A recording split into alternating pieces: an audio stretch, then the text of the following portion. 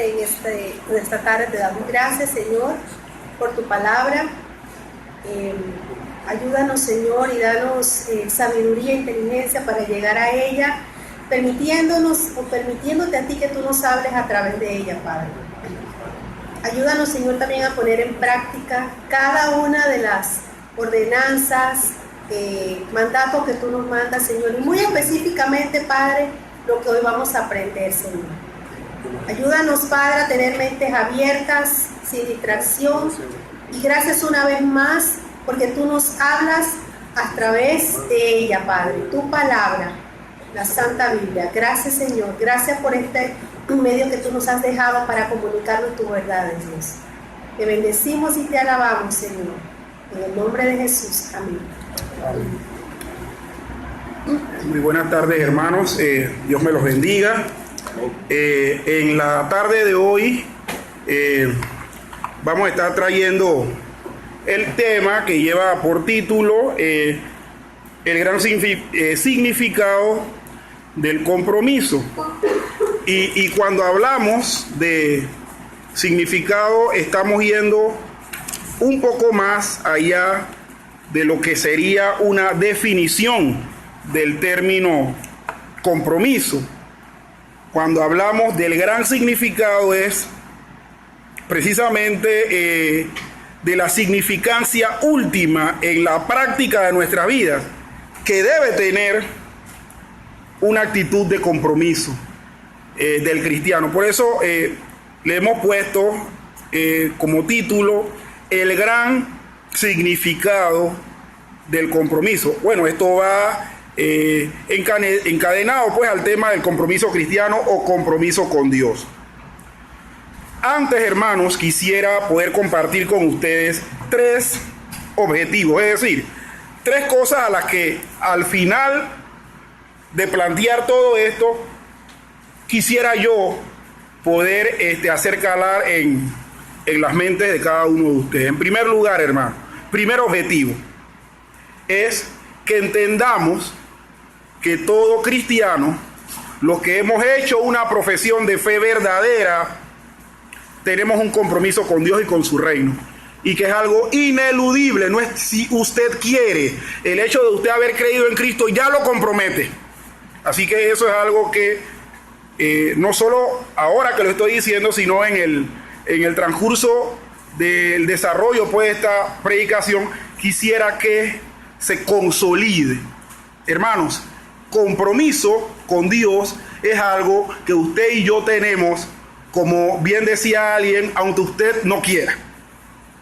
Segundo lugar, que vivir sin compromiso, el segundo objetivo es que vivir sin compromiso dentro del movimiento cristiano es comprobar que no se entiende el evangelio.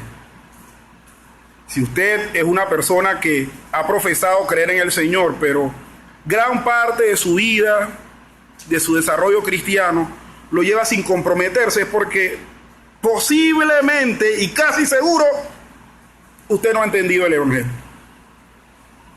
Y en tercer lugar, hermanos, que como conclusión final sepamos que al ser responsables nosotros y que al estar comprometidos con el Señor, glorificamos al Señor. Al final, lo último que Dios quiere es glorificarse. No es que usted y yo brillemos, es que Él sea el que brille, como siempre ha brillado. Por lo tanto, este último objetivo, que es la conclusión final, es la que en verdad yo quisiera que todos entendamos a profundidad. Que esto es para glorificar al Señor. Bien, en esta tarde quiero pues dividir este pequeño, espero que sea pequeño y no demore 2 horas, pequeño mensaje, en 3 partes. Una parte es el compromiso del hombre hacia Dios y hacia los demás hombres. En la segunda parte, en el no compromiso del hombre hacia los demás. O sea, ¿qué es eso de no comprometerse? Y vamos a ver un pasaje bíblico respecto a eso. Y en tercer lugar, a Dios siendo ejemplo de compromiso, guardando el pacto que hizo con Abraham, con Isaac y con Jacob. Pero antes, hermanos, quisiera yo poder hacer alguna especie de narrativa, si es que se le puede llamar así, acerca de algunos personajes de la historia que tuvieron un compromiso con las causas que ellos defendieron. Uno de ellos fue Martin Luther King. Nosotros sabemos de este personaje norteamericano, pastor bautista, que en una etapa de su vida él se comprometió con luchar por los derechos, por la igualdad de derechos con los ciudadanos norteamericanos de origen africano. O sea, los negros norteamericanos, los afroamericanos. Nosotros hemos visto aún hasta películas, podido haber leído su biografía.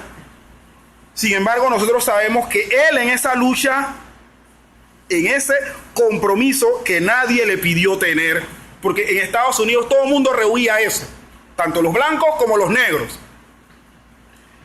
paga con su propia vida.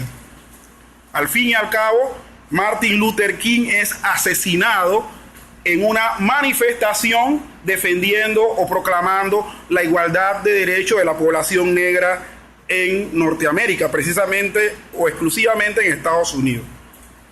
También hablar de un personaje que los judíos lo alaban mucho. ¿Por qué lo alaban mucho? Porque esta persona hizo los esfuerzos ingentes para devolver a la vida un idioma que había muerto. Este hombre se llama Eliezer Ben Yehuda, que fue un lingüista judío nacido en Europa del Este, y que cuando se establece la nación de Israel, él utiliza todos sus conocimientos técnicos para, como dije, traer a la vida nuevamente una lengua que estaba prácticamente muerta, que no se usaba, que los judíos en la actualidad lo usaban simplemente de manera ritual, pero que nadie hablaba hebreo. La gente hablaba yiddish, la gente hablaba el judeo español o ladino, hablaban dialectos árabes, hablaban de todo, menos hebreo. Y este hombre se encarga de no solamente resucitar la lengua hablada, sino aún la escritura. Y hace que hoy por hoy el pueblo de Israel goce, tanto en escritura como en verbo, en palabra, de su lengua ancestral, que es el hebreo. Esto tampoco a él nadie se lo pidió que lo hiciera. Eliezer Ben Yehuda lo quiso hacer, se sintió comprometido, utilizó sus conocimientos y lo logró. También hablar acerca de, en el ámbito científico, de Pierre y Marie Curie. Pierre y Marie Curie fueron dos científicos que tuvieron que ver con la radioactividad. Ellos descubrieron el fenómeno y le metieron cuanta fórmula matemática ustedes se imaginen. Pero miren, en el tiempo de ellos, descubrir que un elemento podía irradiar partículas y que esa irradiación de partículas podía causar daños a los materiales biológicos y que aún podía ser aplicado en lo que hoy se utiliza la energía nuclear o atómica en la transmisión de energía y demás, fue algo que Pierre y Marie Curie lo sacaron prácticamente de la nada y lo hicieron teoría, lo hicieron ley de la ciencia. Hoy por hoy, ¿quién no ha oído hablar de la radioactividad? ¿Quién no ha oído hablar acerca de los perjuicios que puede tener una explosión atómica o nuclear? Recordamos las bombas de Hiroshima y Nagasaki, la explosión de la planta de Chernóbil, y también los usos muy buenos que tiene la radioactividad en la medicina. Eso se lo debemos a Pierre, pero sobre todo a Marie. A pesar de que Pierre era el profesor de Marie, que, oiga, qué antiético, siendo profesor de ella, la enamoró y se casó con ella. Pero la gestora de la teoría fue Marie. Marie venía de Polonia y resulta ser que Pierre se dio cuenta que esa muchacha era mucho más inteligente que él, que era su profesor. Y bueno, Pierre tristemente muere de cáncer producto de la radioactividad porque se metía, pobrecito, él no sabía, se metía los pedazos de radio, de plutonio, los pocos que había o los pocos que pudieron encontrar en la bata del laboratorio. A veces se dormía en el laboratorio con la bata y tristemente Pierre pagó con su vida también un compromiso que adquirió con la ciencia, con la humanidad, y que hoy vemos también los resultados. Y por último, hermanos, hablar de un científico ruso llamado Dmitri Mendeleev. Dmitri Mendeleev se le atribuye o tiene el honor de haber ordenado por primera vez de manera lógica y coherente la tabla periódica de los elementos. Anterior a él habían una serie de ordenamientos que no tenían ni pie ni cabeza y que se habían utilizado, se enseñaban en las escuelas, en las universidades, y vino este hombre de origen ruso en San Petersburgo y los ordenó. Nosotros, los que tenemos que ver con esto, porque lo enseñamos en la escuela, le decimos a los estudiantes, bueno, la primera tabla que hizo Mendeleev tenía muchos espacios en blanco de elementos que no se habían encontrado hasta el momento, pero que cuando se encontraron cumplían a cabalidad todas las predicciones, si es que se le pueden llamar predicciones, al ordenamiento que Dmitri le había dado. Pero tristemente Dmitri muere pobre. Dmitri fue un hombre que vivió en la época del Imperio Ruso, en donde los que tenían la potestad de vivir bien, de alguna u otra manera, eran los miembros de la realeza, el pueblo no. Pero esto, tener lo que hizo Dmitri Mendeleev, nos lleva a tener a nosotros la tabla periódica tal cual como la tenemos, ordenada y con todos los elementos habidos y por haber. Hermanos, estas 4 personas, hay muchas más de las que se pudiera mencionar, aportes, en donde ellos adquirieron un compromiso, que muchos de ellos quizás recibieron algún tipo de elogio, como Martin Luther King. Bueno, le dieron el premio de la paz, pero un premio post-mortem como que no se disfruta mucho. Igualmente Marie Curie se le da el premio Nobel en química por este descubrimiento, al igual que Pierre.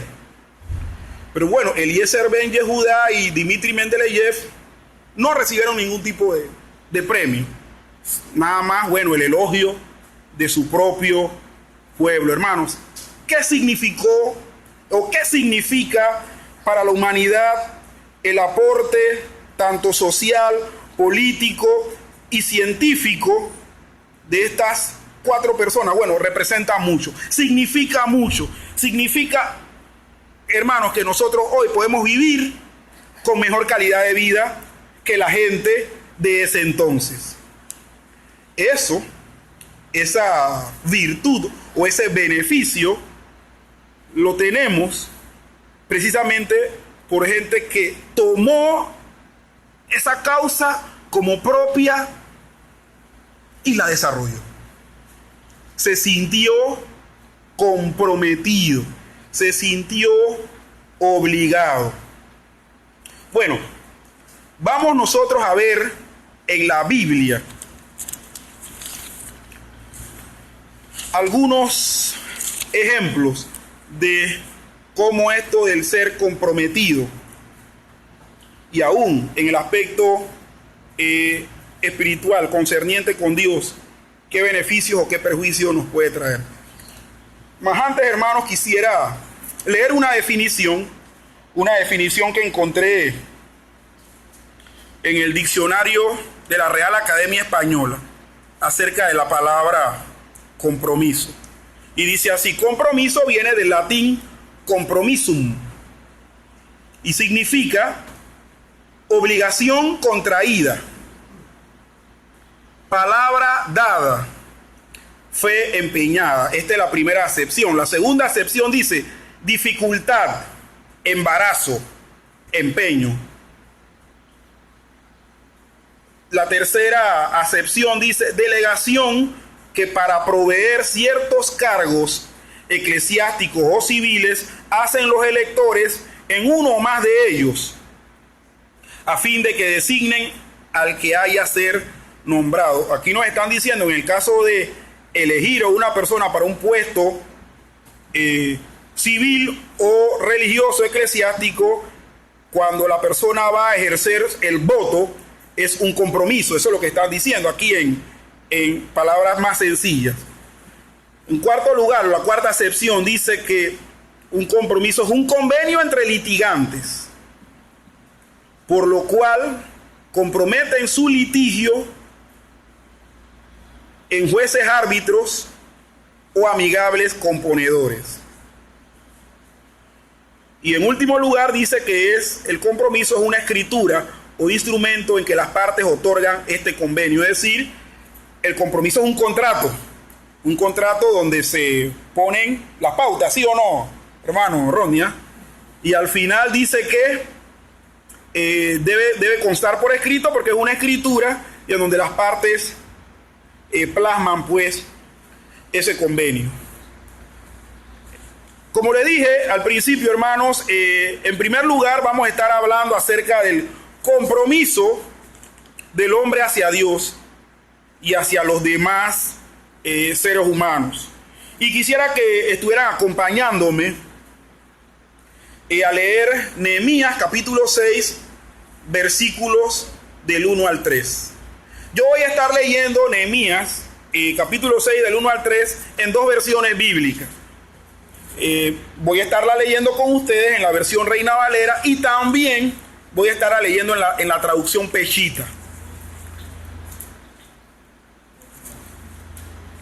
Y dice así, Nehemías capítulo 6, versículos del 1 al 3.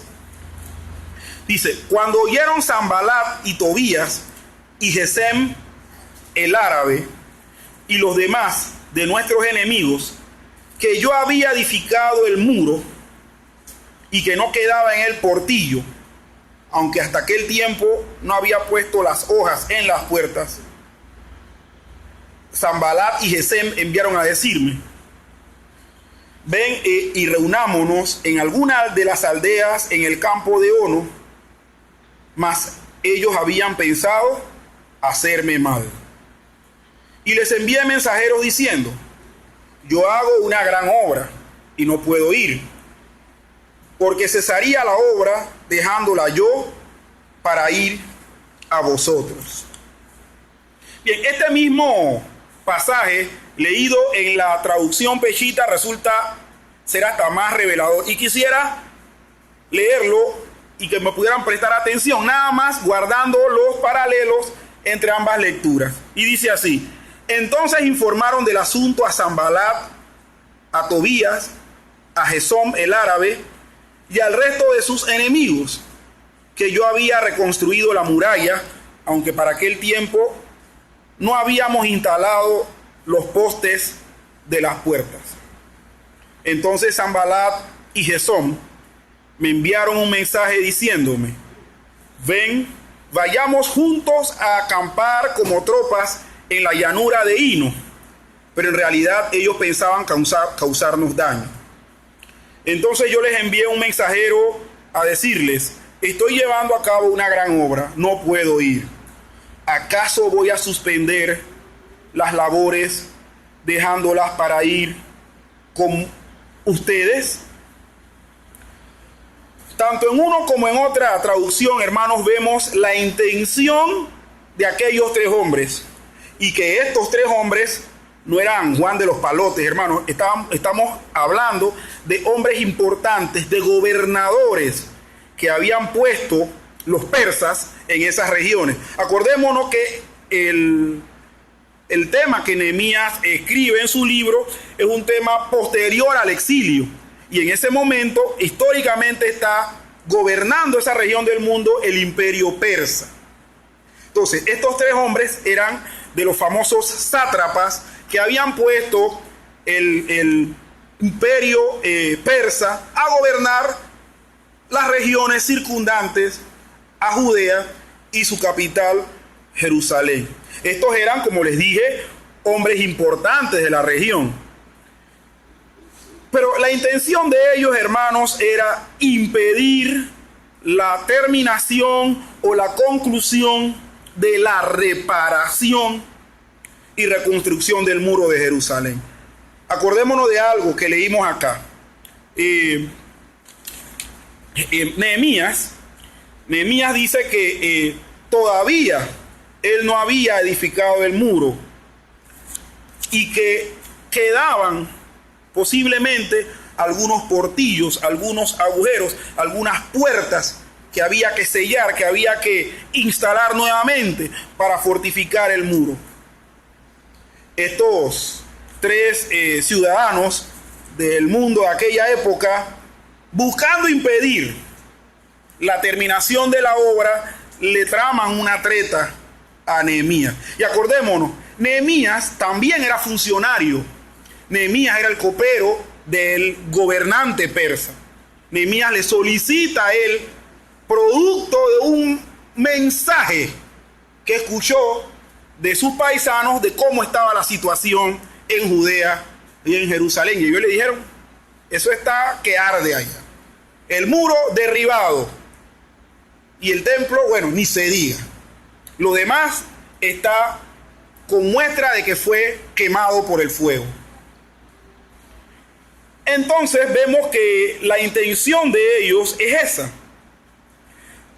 Ese uso de tretas, como tener una cumbre en una tienda de campaña con los ejércitos, cada uno al lado del campo, para hablar del proyecto de reconstrucción, hermanos. Esto iba a ser una distracción y también, como bien Nehemías dice, era posiblemente una forma posterior de causarles daño. Nosotros en la lectura de la Peshita vemos que Nehemías dice que Sanbalat y Gesem, en la traducción Reina Valera se le llama Gesem, sé que le envían un mensaje diciendo, vayamos a acampar como tropas en la llanura. Es decir, vamos a hablar, vamos a firmar un pacto de paz. Vamos a ver cómo ni tú eres perjudicado ni nosotros. Pero el mismo hecho, hermano, de convocar ese tipo de reunión, le paró las antenitas de vinil a Nehemías y le dijo, no, ¿qué va? Esto lo que quieren es hacerme daño, además son tres. Y también había algo curioso. Los que habían regresado no tenían ningún ejército, así que ¿cómo iban a reunirse con tropas en el campo a conversar de qué? Eso era un engaño, un vil engaño. Entonces, vemos aquí a Nehemías siendo ingenioso. Nehemías pone en primer lugar su compromiso. Nehemías regresa a Jerusalén con la intención, hermanos, de reconstruir las murallas, tanto que rodeaban la ciudad como del templo. Hermanos, y esa obra demoró. Esa obra no era algo de que voy y ya. No, para eso necesitaba conseguir el dinero que le facilitó el emperador persa. También necesitaba conseguir materiales de calidad que pudiera consolidar una construcción buena y perdurable, y además necesitaba buscar los albañiles y obreros para la construcción. O sea, ese era algo en la que Nehemías necesitaba preocuparse y tener algo como compromiso. El hecho de ir a reunirse, a hablar no sé qué, iba a distraer la obra, iba a atrasarla, y posiblemente iba también a quedar en un asunto donde Nehemías podía quedar cautivo y le podían inventar cualquier cosa al emperador, al rey persa, diciendo, mira, estaba reconstruyendo el muro, y no solo eso, nosotros lo invitamos a hablar, pero él fue con caballos, él fue con tropas, ese hombre quiere rebelarse. Nehemías agarró el asunto. Nehemías se dio cuenta que era lo que quería pasar. En el interior de Nehemías, hermanos, había, como les dije, un compromiso. Y yo quisiera que leyéramos, hermanos, que me acompañen a la lectura del capítulo 1 de Nehemías. Sí, brevemente, no nos vamos a demorar mucho. Nehemías, capítulo 1. Nehemías está después de Segunda de Crónica, de Esther, Ruth y esos libros. Nehemías capítulo 1, versículos del 1 al 11. Esdras, sí, después de Esdras. Sí. ¿Lo ubicaron, hermanos? Bien. Dice así: palabra de Nehemías, hijo de Acalías. Aconteció en el mes de Quisleu, en el año 20, estando yo en Susa, capital del reino, que vino Anani, uno de mis hermanos, con algunos varones de Judá, y les pregunté por los judíos que habían escapado, que habían quedado de la cautividad, y por Jerusalén. Y me dijeron: el remanente, los que quedaron de la cautividad, ahí en la provincia, están en gran mal y afrenta, y el muro de Jerusalén derribado, y sus puertas quemadas a fuego. Pero curiosamente, miren lo que contesta Nehemías, o la reacción de Nehemías. Dice: cuando oí esta palabra, me senté y lloré, e hice duelo por algunos días, y ayuné y oré delante del Dios de los cielos, y dije: te ruego, oh Jehová, Dios de los cielos, fuerte, grande y temible, que guarda el pacto y la misericordia a los que le aman y guardan sus mandamientos, esté ahora atento tu oído y abierto tus ojos para oír la oración de tu siervo, que hago ahora delante de ti día y noche, por los hijos de Israel tus siervos, y confieso los pecados de los hijos de Israel que hemos cometido contra ti. Sí, yo y la casa de mi padre hemos pecado. En extremo nos hemos corrompido contra ti, y no hemos guardado los mandamientos, estatutos y preceptos que diste a Moisés tu siervo. Acuérdate ahora de la palabra que diste a Moisés tu siervo, diciendo: si vosotros pecareis, yo dispersaré por los pueblos. Pero si os volviereis a mí y guardareis mis mandamientos y los pusiereis por obra, aunque vuestra dispersión fuere hasta el extremo de los cielos, de allí os recogeré y os traeré al lugar que escogí para hacer habitar allí mi nombre. Ellos, pues, son tus siervos y pueblo, los cuales redimiste con tu gran poder y tu mano poderosa.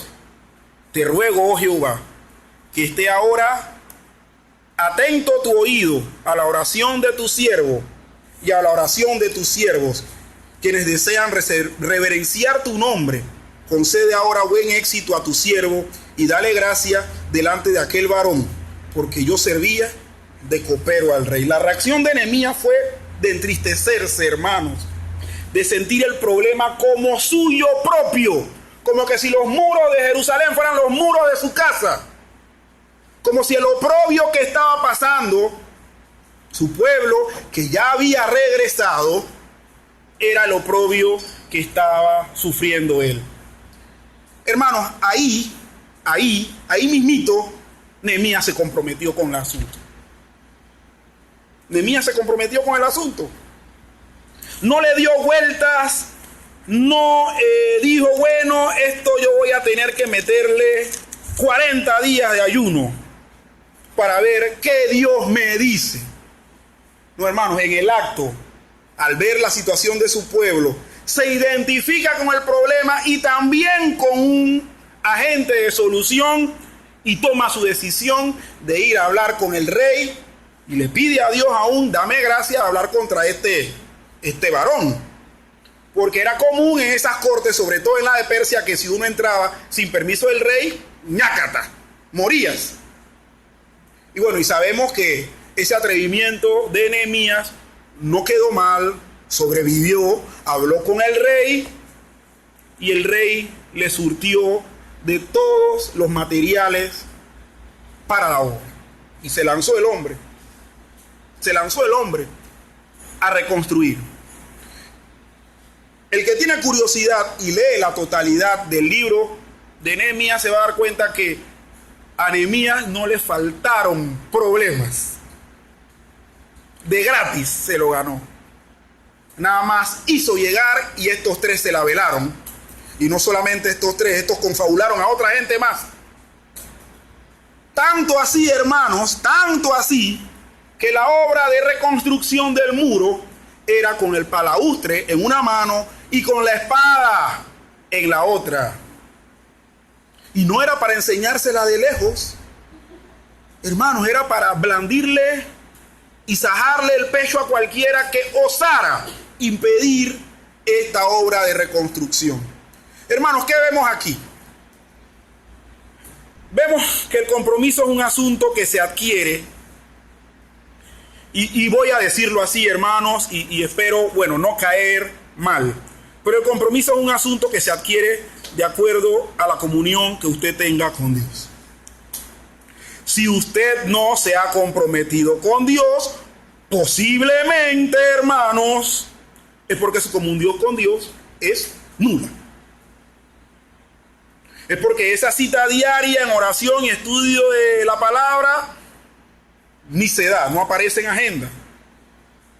Hermanos, Nehemías era un hombre no religioso, era un funcionario y de un gobierno pagano para acabar, de fregar, como decimos en buen panameño. Pero al oír las necesidades de su país, de la amada ciudad de Jerusalén y de lo propio que estaban pasando, él reacciona afirmativamente, ora, no para ver si Dios le confirma, sino para actuar y para que Dios le dé la fuerza, y lo hace. Mis queridos hermanos, ojalá nosotros podamos identificarnos con Nehemías en este caso. Que el compromiso nuestro en la obra del Señor sea un compromiso que vemos una situación y reaccionamos positivamente para cambiar la situación. Y entendiendo que cuando Dios pone eso en nuestro corazón es porque Él quiere que lo hagamos y nos va a ayudar a concretarlo. En segundo lugar, hermanos, o como segundo punto, hablamos de hombres sin compromiso. Ni Dios ni hombres, o sea, no tienen compromiso con nada. Y en esto vamos a ver a un pueblo que no tenía compromiso, no guardaba los acuerdos. Y en este caso era un quebrantador de ellos, que es el pueblo egipcio. Y quisiera que me acompañaran a Éxodo capítulo 1, el libro de Éxodo, el libro de la salida de Israel de Egipto, en donde no solo se narra la salida, se narra también la peregrinación en el desierto. Pero en el capítulo 1, versículo 12, dice lo siguiente: pero cuanto más los oprimían, tanto más se multiplicaban y crecían, de manera que los egipcios temían a los hijos de Israel. Y la pregunta que surge de una vez, hermanos, es: ¿por qué los egipcios oprimían a los israelitas? Y otra pregunta que pudiera también surgir es: ¿qué hacían los israelitas en Egipto? Bueno, los versículos 6 al 11 de este primer capítulo nos dicen la razón de esta circunstancia en que se vieron ellos en opresión. Y quisiera leerlo también. Y dice así: y murió José y todos sus hermanos y toda aquella generación, y los hijos de Israel fructificaron y se multiplicaron y fueron aumentados y fortalecidos en extremo, y se llenó de ellos la tierra. Entre tanto, se levantó sobre Egipto un nuevo rey que no conocía a José, y dijo a su pueblo: he aquí, el pueblo de los hijos de Israel es mayor y más fuerte que nosotros. Ahora pues, seamos sabios para con él, para que no se multiplique y acontezca que, viniendo la guerra, él también se una a nuestros enemigos y pelee contra nosotros y se vaya de la tierra. Los israelitas crecieron tanto en número, hermanos, que superaron a los mismos egipcios en cantidad.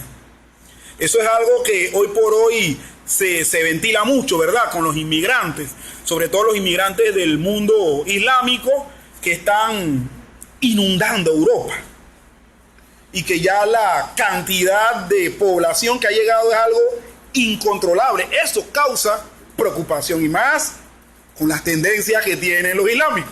Pero en este caso no era el mismo caso. Nosotros, si nos remontamos más, vamos a ver que ellos llegaron a Egipto fue por invitación del mismo faraón. Y seguimos, dice, el faraón del momento no conocía a José.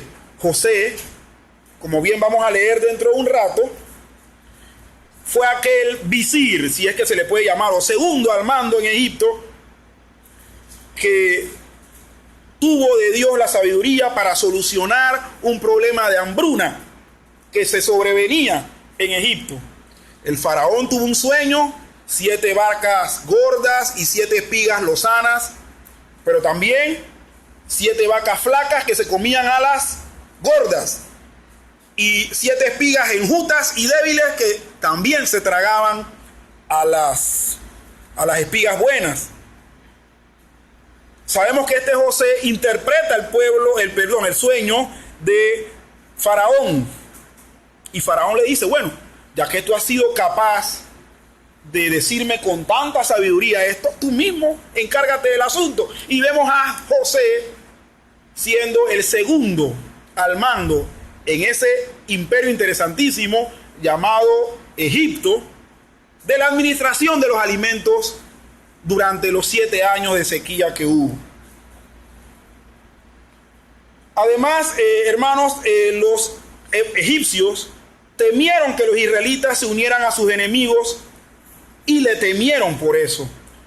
En ese preciso momento de la historia, hermanos, los grandes enemigos externos de los egipcios eran los hititas o eteos. Y en la historia nosotros vamos a encontrar las grandes batallas que Egipto libró con los eteos o hititas. Es más, este emperador o este rey egipcio acababa de tener una guerra con los hititas, famosa por cierto, en donde él vence. Así que cuando él ve, oiga, acabamos de pasar una guerra, estos están tranquilos por ahora, pero vuelve esto y se les mete la locura de volvernos a hacer guerra, seguro estos se unen y nos hacen también la guerra. Bueno, hermanos, esta fue la razón por la que los israelitas fueron oprimidos, fueron llevados a esclavitud. Pero, ¿cómo llegaron entonces estos israelitas para pasar todas estas circunstancias que le llevaron posteriormente a ser esclavos? Bueno, en Génesis capítulo 47, el libro anterior al Éxodo, capítulo 47, versículos del 1 al 7, leemos lo siguiente. Y dice, capítulo 47, del 1 al 7, y dice, vino José, el mismo José que no conocía el faraón aquel, y vino José y lo hizo saber a Faraón, y dijo, mi padre y mis hermanos, y sus ovejas y sus vacas, con todo lo que tienen, han venido de la tierra de Canaán, y aquí están en la tierra de Gosén. Y de los postreros de sus hermanos, tomó 5 varones, y los presentó delante de Faraón. Y Faraón dijo a sus hermanos, ¿cuál es vuestro oficio? Y ellos respondieron a Faraón, pastores de ovejas son tus siervos, así nosotros como nuestros padres. Dijeron además a Faraón, para morar en esta tierra hemos venido, porque no hay pasto para las ovejas de tus siervos, pues el hambre es grave en la tierra de Canaán. Por tanto, te rogamos ahora que permitas que habiten tus siervos en la tierra de Gosén. Entonces Faraón habló a José diciendo, tu padre y tus hermanos han venido a ti. La tierra de Egipto delante de ti está. En lo mejor de la tierra haz habitar a tu padre y a tus hermanos. Habiten en la tierra de Gosén, y si entiendes que hay entre ellos hombres capaces, ponlos de mayorales del ganado mío. También José introdujo a Jacob su padre y lo presentó delante de Faraón, y Jacob bendijo a Faraón. Entonces vemos que la llegada de ellos a Egipto fue porque ellos también habían tenido en Canaán una hambruna muy parecida a la de Egipto, pero no tenían un José que les resolviera el asunto. Así que ellos vienen en el momento en que está José en su esplendor, y José se da cuenta: ay, estos son mis hermanos, los maleantes esos, que me tiraron en la cisterna. Voy a ver si todavía andan en lo suyo. Y bueno, nosotros conocemos la historia. José los hizo pasar su mal rato. Le escondió a Benjamín, al pobrecito, una copa en el costal. Al final los acusó de ladrones. Bueno, pero eso era para ver el carácter, si habían cambiado, si eran los mismos pelafustanes de antaño. Pero él constató que ellos habían cambiado, que las circunstancias lo habían hecho madurar, qué sé yo, y los trae a vivir a Egipto. Pero además de eso se lo cuenta al faraón. El faraón le dice: bueno, aquí está la tierra, es más, hazlo vivir en la tierra de Gosén, que es la mejor. De hecho, hermanos, la tierra de Gosén era la tierra de los famosos deltas del río Nilo. Aquella tierra que nosotros sabemos, cuando el río crecía, inundaba todo eso de musgo y de líquen y de una especie de... Bueno, Densi le puede hablar mejor de eso que yo, pero que cuando bajaba la marea, la tierra se volvía rica y productiva. Tú echabas un poroto y te salía un árbol de una vez, o sea, era una cosa impresionante. El faraón los invita a vivir en Egipto. Pero vemos el desarrollo de las circunstancias y son pues reducidos a esclavitud. Tanto así, en la invitación que les hace Faraón a la familia de José, le dice: si tú sabes que tus hermanos son hombres entendidos, capaces en esto del agro, oye, ponlo de mayorales del ganado mío. O sea, no solamente iban a vivir en la mejor tierra, iban a ser los administradores del hato de ganado, que me imagino que era grandísimo, de Faraón, y que ya habiendo pasado el hambre, ¿no? O sea, que esas eran vacas gordas lo que había ahí, no eran vacas flacas. Ellos llegaron a Egipto producto de una invitación muy formal, muy cariñosa, o sea, de muy buena gana. Pero como leemos en el capítulo 1 de Éxodo, se levanta un rey que no conocía a José, un rey que no conoció la labor que hizo José, un rey que no sé si no sabía o no le dio la gana de cumplirlo, pero no se acordó del acuerdo, del compromiso que adquirió Faraón con la familia de José. Y lo que vio fue, en vez de gente a la que se le estaba agradeciendo por ser parientes de ese gran e ilustre prócer de Egipto, lo que vieron fue enemigos.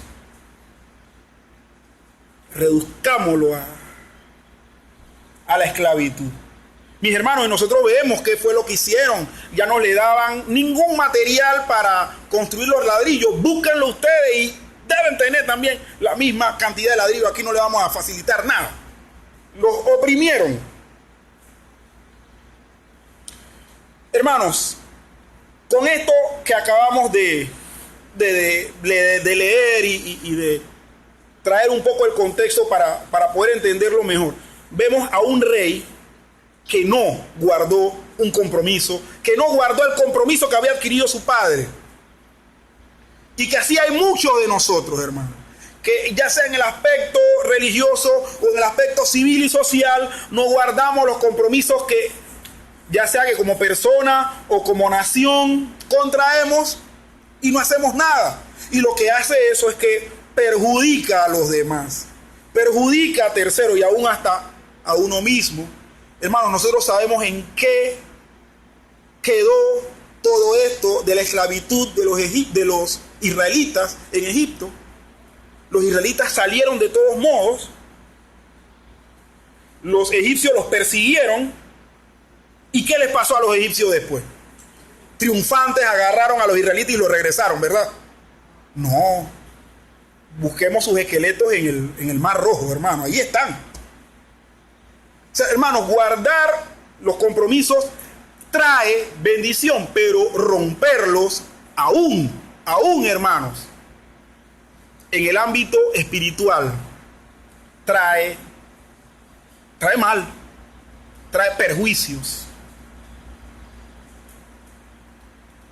En tercer lugar, y ya por último, con respecto a este gran significado del compromiso, quiero hablarles de Dios guardando su pacto. Y quisiera que ahí mismo en el capítulo 2 de Éxodo, capítulo 2, versículo 24, estemos leyendo el versículo 24. ¿Qué dice el versículo 24? Dice, y oyó Dios el gemido de ellos. ¿De quiénes? De los israelitas. Y se acordó de su pacto con Abraham, Isaac y Jacob. La pregunta que nos pudiésemos hacer es, ¿a qué pacto se está refiriendo este pasaje? Bien, vamos a ir al capítulo 15 de Génesis y leer los versículos 13 y 14. Génesis 15, versículos 13 y 14. Si los tenemos, me dicen amén. Bien.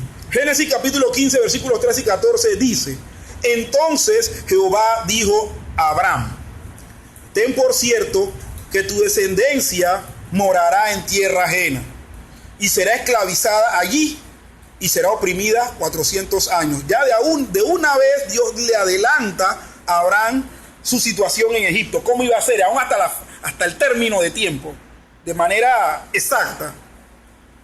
Fueron 400 y tantos de años que eso no echa por tierra la certeza de la profecía.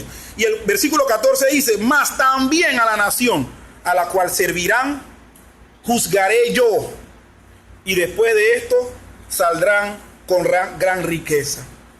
Al pacto que se está refiriendo este pasaje de capítulo 2, versículo 24 de Éxodo, se refiere precisamente a esta alusión a la que Dios le dice, tu pueblo, esa descendencia tuya que yo te prometo tener, que va a ser incontable, como la arena del mar, como las estrellas de los cielos, va a estar 400 años en Egipto y van a ser reducidos a esclavitud. Pero a la nación que los esclavice, yo la voy a juzgar. Y ellos van a saber quién soy yo. Hermanos, Dios guardó esa promesa que les había hecho Abraham. De hecho, cuando hablamos del pacto, nos estamos también refiriendo a aquella promesa que Dios le hizo a Abraham, cuando le dijo, en ti serán benditas todas las familias de la tierra. Todo esto era parte del plan de Dios. Todo esto era parte de lo que Dios había de antemano determinado para que sucediera y para que se cumplieran sus propósitos y en última instancia el ser glorificado y ser alabado por eso. Ese pacto con Abraham, el específico concerniente a Egipto y el general que hablaba de que iban a ser benditas en Abraham, toda la familia de la tierra, la confirma y reafirma con Isaac y con Jacob. Y la cumple el Señor. Y el Señor la ha guardado.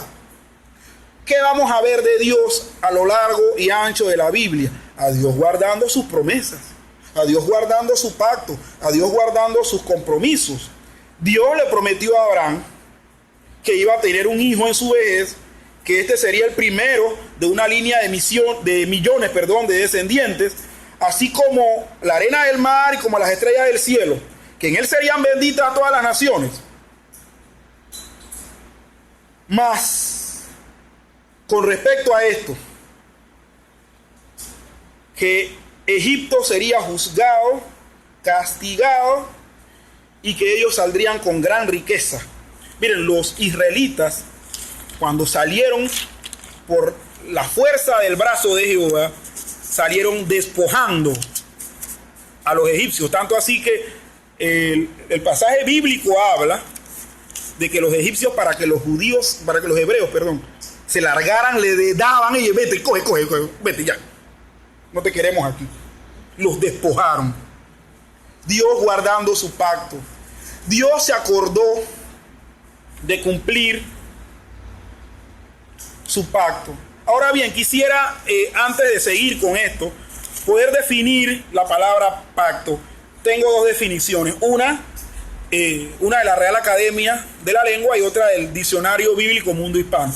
La de la Real Academia dice del latín pactum. ¿Y qué es un pacto? Un concierto o tratado entre dos o más personas o más partes que se comprometen a cumplir lo estipulado. Eso es cierto, hermano. Sí, ¿eh? Y en segundo lugar dice lo estudiado por tal concierto. Imagino que es lo tratado por lo que se acordó en eso que se tenía que cumplir. Pero la definición del diccionario bíblico Mundo Hispano nos debe llevar a tener certeza en lo que es el significado de la palabra pacto en la Biblia. El significado de la palabra pacto, según el diccionario, es casi lo mismo que dice el diccionario de la Real Academia Española, añadiéndole el ingrediente de que la parte más fuerte impone las condiciones. En el pacto que tuvo Dios con Abraham, fue Abraham que le llevó la propuesta a Dios. Mira, Dios, yo quiero ser padre de multitudes, bendice a todo aquel que me bendiga, hazme ser el padre de una generación tan inmensa que no pueda ser contada. ¿Fue eso lo que pasó? ¿Qué fue lo que pasó? Fue todo lo contrario. Dios impuso las bendiciones, las reglas y aún hasta los castigos que podía haber. Entonces, en el aspecto bíblico, cuando hablemos de pacto, jamás vamos a encontrar a un hombre diciéndole a Dios lo que tiene que hacer. Y esto lo digo, hermanos, porque quiero nada más colaborar con el entendimiento correcto de la palabra, ya que en nuestros días hay muchas personas que hablan de pacto, pero distorsionan totalmente el significado. Y dicen que uno puede llegar a Dios, ofrecerle dinero a Dios y Dios está obligado a resarcirte o a cumplir lo que tú le exigiste. Y eso es totalmente falso. Eso es una tontería. Eso es una falacia. Porque con Dios, bíblicamente, no se puede hacer ese pacto. Y como no se puede hacer ese pacto, Dios jamás va a guardar pacto de ese tipo. Dios guarda los pactos que Él establece, mis hermanos. Ni usted ni yo podemos llegar ante Dios y presentarnos y decirle: ¡ay, Dios, dame esto! Porque yo soy tu hijo y tengo el derecho. No, hermano, no. En el relato bíblico que acabamos de ver, tanto en lo que conocemos, que es cuando Abraham y Jehová hablan, es Dios tomando la iniciativa, delineando todo y diciendo: ¿estás de acuerdo, sí o sí? Miren, hermanos, Dios a los que escoge y salva para estar en sus caminos, no les da opción de oponerse. Nosotros simplemente tenemos que agradecerles por habernos salvado de la condenación eterna y cumplir con su propósito. Pero ¿qué vemos acá? ¿Qué vemos acá, hermanos? Vemos a Dios cumpliendo su pacto. Dios se acordó de cumplir su pacto, del compromiso que adquirió con Abraham y confirmó con Isaac y Jacob. Se acordó, pero eso no quiere decir que se le había olvidado. Bueno, eso es una forma de dar a entender en la Biblia que Dios entonces iba a hacer efecto ya. Iba a dar por concreto el asunto. Dios no se olvidó. Hermanos, Y con esto espero poder culminar. Pero si queremos saber el verdadero y el gran significado del compromiso, independientemente de las definiciones, veamos solamente a Dios. Dios es un ser comprometido con su creación. Miren, y nada más le doy un ejemplo. ¿Cuánta porquería de contaminación le ha echado el hombre a este planeta? Cualquier cantidad. Y este planeta, ¿por qué no ha colapsado? Porque el planeta solo se recicla. Porque Dios no lo ha querido. Simplemente, hermano. Aunque usted no lo crea. De Ripley. Pero es porque Dios no lo ha querido. Hermanos, Dios guarda su compromiso. Y Dios desea que nosotros también cumplamos los compromisos que adquirimos. ¿Y por qué? ¿Por qué Dios quiere, hermanos, que nosotros cumplamos los compromisos y que le demos entonces un significado correcto a esa palabra? ¿Por qué, hermanos? Porque a lo largo de la historia Dios promete y cumple, porque al fin y al cabo el compromiso que Dios tiene es su propia gloria. Es su propia gloria. Miren, Dios es un ser que desea ser glorificado. Y nosotros el compromiso es actuar de tal manera que esa gloria le sea dada no solo por nosotros, sino aún por los que no creen. Dios quiere, hermanos, que se entienda que cada vez que no se tiene un compromiso, se está despreciando la gloria de Dios. Que cuando no asumimos las responsabilidades en el reino de Dios, no le glorificas a Él. Que muy por el contrario, si nos comprometemos y si asumimos nuestras responsabilidades ya tomadas, porque de hecho tenemos que tomarlas, porque en la Biblia están, porque son parte del agradecimiento que le debemos a Dios, lo glorificamos a Él por siempre. Y así es, hermanos. ¿Está en juego la gloria de Dios? No, que Dios va a seguir glorificado, hermano, aunque usted y yo le desobedezcamos. Pero el asunto es que Dios quiere ser glorificado de manera consciente y alegre por cada uno de nosotros. El Señor me los bendiga, hermano. Hermano, más antes quisiera poder entonar un himno. El himno lleva por título "Oh jóvenes, venid". Sé que ya muchos pasamos esa etapa, pero no importa. O sea, lo importante es la letra, ¿no? Así que es una marcha muy bonita. Así que quisiera que nos acompañaran. Voy a entonar la primera estrofa para que podamos entonces poder seguir, empezar todos juntos, ¿no? Y dice así la primera estrofa: Oh jóvenes, venid, su brillante pabellón Cristo ha desplegado hoy en la nación. A todos en sus filas os quiere recibir, y con él a la pelea os hará salir. Vamos a Jesús alistados sin temor, vamos a la lid inflamados de valor. Jóvenes, luchemos todos contra el mal, en Jesús tenemos nuestro general. Amén. Está facilito, ¿verdad? Ok, vamos entonces todos juntos, y si pudiésemos ponernos en pie, lo entonamos pues para la gloria y honra del Señor. Ok, y empezamos a la cuenta de 3. 1, 2, 3.